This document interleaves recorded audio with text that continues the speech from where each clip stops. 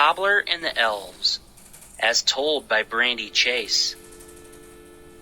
Illustrated by Aaron Vaganos.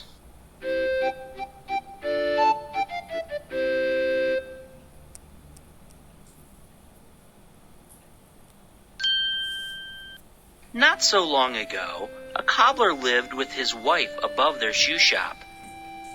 Even though this cobbler was a hard-working fellow, he did not sell very many shoes. People were buying factory-made shoes instead of handmade ones.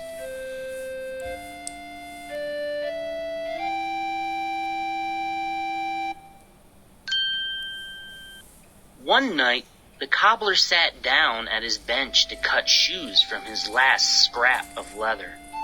When he finished cutting, he took off his glasses, rubbed his eyes, and then said to his wife, "I'm too tired to finish these shoes tonight." His wife said, "Rest now. Tomorrow you will turn this leather into a fine pair of shoes and sell them too." The cobbler winked a weary eye at his wife and said, "All we can do now is hope for the best." He left the unfinished shoes on his workbench and went to bed. The next day, the cobbler woke bright and early, ready to work. To his surprise, he found perfectly finished shoes in place of the leather he had left the night before. Astonished, the cobbler and his wife looked around the room. Apart from the shoes, there was no sign anyone had been there at all. The shoes sold straight away for much more than the cobbler expected. He now had enough money to buy leather to make 2 more pairs of shoes.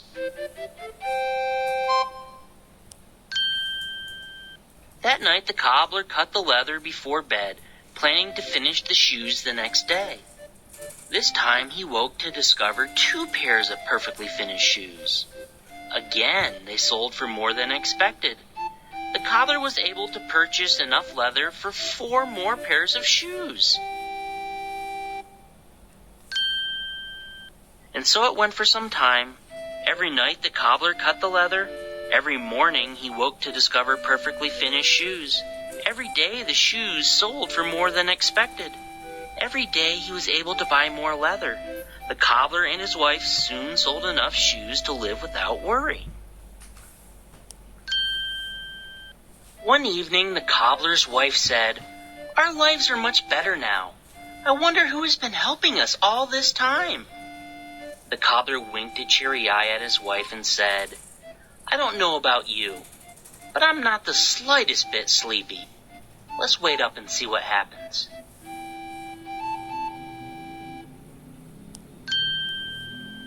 The cobbler and his wife crept down the stairs, blew out their candle, and waited. At midnight, 2 tiny elves, dressed only in rags, came in through a crack in the window. The elves went straight to work, stitching and wrapping and tapping, zip-zoom fast. When the shoes were finished, the elves frolicked and pranced in a circle, chanting, "We 2 cobblers work late at night, still every stitch is stitched just right." Then they scampered out again. "My goodness," said the cobbler with gratitude. "What can we do to thank them?"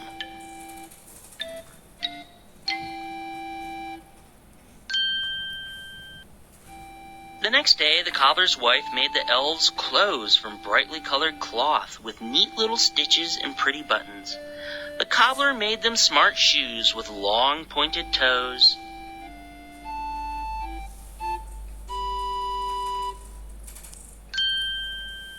That night, the cobbler and his wife laid out the gifts, then waited as before to see what would happen. The elves arrived at midnight. At first they were astonished to find the clothes and shoes instead of leather, but soon laughed with joy. They put on the gifts, then frolicked and pranced in a circle, chanting, "We were cobblers, yes, it's true, but now our cobbling days are through." Then they scampered out through the window.